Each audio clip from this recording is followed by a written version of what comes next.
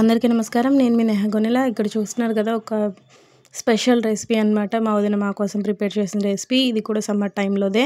Summer టైంలో తీసిన వీడియోలు ఇప్పటిదాకా అప్లోడ్ చేస్తున్నాను. కంప్లీట్గా డే బై డే అలా అప్లోడ్ చేయట్లేదండి.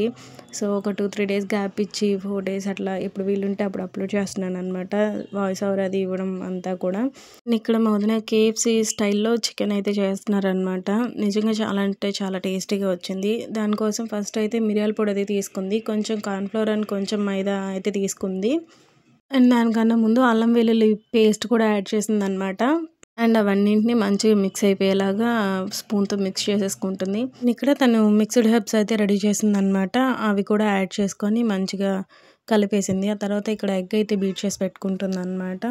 అండ్ మనకు కావాల్సినవి ఒక్కొక్కటి ఇలా రెడీ చేసి పెట్టుకున్నామంటే ప్రాసెస్ అనేది ఈజీ అయిపోతుంది. ఆల్రెడీ చికెన్ మాయిశ్చర్స్ అయితే పక్కన పెట్టేసుకున్నారు వదిన. అండ్ ఈలోపు ఎగ్ అది బీట్ చేసుకుంటున్నారు. నెక్స్ట్ పౌడర్ మిక్స్ అది కూడా రెడీ చేసుకున్నారు కదా. నెక్స్ట్ మెయిన్ వచ్చేసి మనం చికెన్ని ఫ్రై చేసుకోవడం కోసం ఇంకా అది రెడీ చేసుకుందాం. దానికన్నా ముందు చికెన్లో కొంచెం లెమన్ అయితే పిండేసింది అనమాట. అండ్ ఇప్పుడు చికెన్ డీప్ ఫ్రై చేసుకోవడానికి మనకు బ్యాటర్ అయితే కావాలి కదా. ఆ బ్యాటర్ని అయితే ప్రిపేర్ చేసుకుంటుంది. దానికోసం ఫస్ట్ కార్న్ఫ్లోర్, మైదా 2 స్పూన్స్ అలా ఆ రేషియోలో తీసుకుందనమాట. మనం తీసుకునే చికెన్ క్వాంటిటీని బట్టి అయితే మన పౌడర్ మిక్స్ తీసుకోవాలి. అండ్ అవి వేసిన తర్వాత దాంట్లోనే కొంచెం ఉప్పు, కారం, గరం మసాలా, ధనియాల పొడి, జీలకర్ర పొడి ఇవన్నీ యాడ్ చేసుకుందనమాట. కొంచెం మిరియాల పొడి అవి కూడా. ఆల్రెడీ రెడీ చేసి పెట్టుకున్న మిక్స్డ్ హెర్బ్స్ పౌడర్ కూడా యాడ్ చేసుకునింది.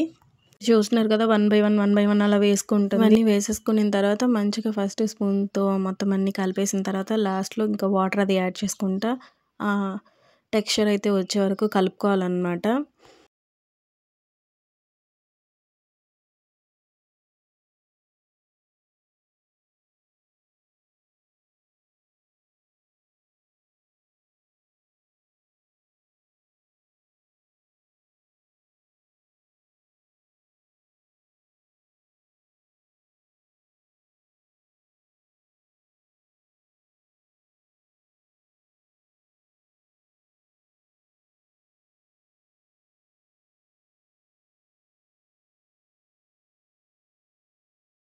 అండ్ ఇక్కడ మన బ్యాటర్ అయితే రెడీ అయిపోయింది కదండి. ఇంకా చికెన్ని మంచిగా దాంట్లో డిప్ చేసేసుకుంటుంది ఫస్ట్.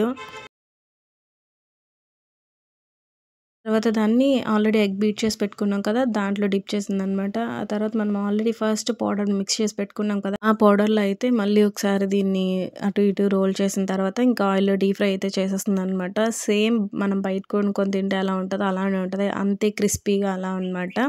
నేను ఇంకా కంప్లీట్గా వీడియో అయితే తీయలేదండి. లాస్ట్కి ఇట్లా ఫ్రై చేసేసుకున్న తర్వాత అసలు చూడండి అది ఎలా కనిపిస్తుందో, చాలా అంటే చాలా క్రిస్పీగా వచ్చిందనమాట. ఇంకా ఇలా వేడివేడిగా ఉన్నప్పుడే టొమాటో సాస్తో మనం సర్వ్ చేసుకున్నాం అంటే చాలా అనమాట, సూపర్ ఉంటుంది. అప్పుడు రెయిన్ పడుతుంది అనమాట, ఎంజాయ్ చేసాం బాగా. Thank you so much for watching.